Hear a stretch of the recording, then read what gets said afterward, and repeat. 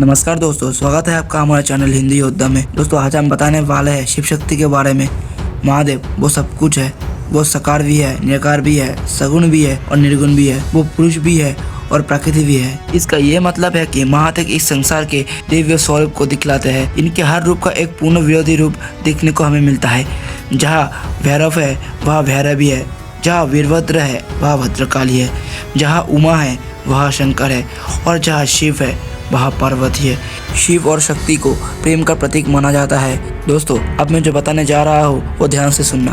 दोस्तों एक बार दक्ष प्रजापति महादेव का बहुत अपमान करते हैं और अपने पति का अपमान किए जाने पर माता सती ने अपने शरीर को अग्नि में त्याग दिया था। अपनी पत्नी सती की मृत्यु से क्रोधित होकर महादेव ने सब कुछ नष्ट कर दिया था और उसके बाद महादेव कैलाश पर्वत में जाकर गहरी तपस्या में लीन हो गए। फिर उन्होंने कभी भी किसी दूसरी स्त्री के बारे में नहीं सोचा, क्योंकि शिव की मिलन सिर्फ शक्ति से ही हो सकता है। शक्ति के बिना शिव अधूरे है और शिव के बिना शक्ति अधूरे है। शिव और शक्ति ये दोनों ही विपरीत है। अगर इसे हम आसान भाषा में समझे तो सिक्कों का अलग अलग वैल्यू सिर्फ स्त्री और पुरुष नहीं है। ये दोनों ऊर्जाएं हैं जो एक दूसरे के बिना अधूरे हैं और ये दोनों मिलकर ही एक कहलाते हैं। माता सती ने पार्वती बनकर जब जन्म लिया था तब उन्होंने बहुत कठिन तपस्या की थी ताकि वो शिव जी को अपने पति के रूप में पा सके और महाशिवरात्रि के दिन उन दोनों का विवाह हुआ। शिव और शक्ति का फिर से मिलन हुआ।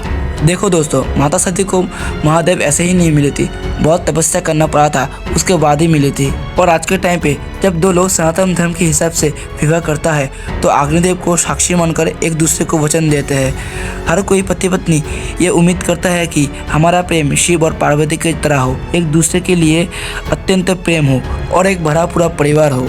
शिव पुराण में ये लिखा है, शंकर पुरुष सर्वस्त्री सर्वमहेश्वरी, यानी हर पुरुष शिव जी का अंश है और हर स्त्री में माता पार्वती वास करती है। इनके दोनों की वजह से ही ये सृष्टि चलती है, संसार में जीवन चलता है। और शिव पुराण में ये भी बताया गया है कि इस संसार को बनाने वाला ब्रह्मा जी ने जब रचना की थी तब वो काफी समय तक इंतजार कर रहे थे, लेकिन जीवन आगे नहीं बढ़ रहा था।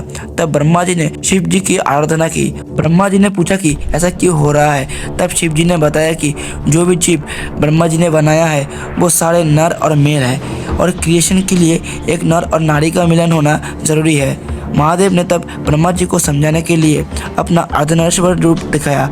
ईश्वर का वो रूप जो आधा नर और आधा नारी था। उनके शरीर में एक तरफ कुमकुम का लेप है और दूसरी तरफ चिता की भस्म है और एक तरफ उन्होंने गहने पहने हुए थे और दूसरी तरफ सांप लिपटे हुए थे।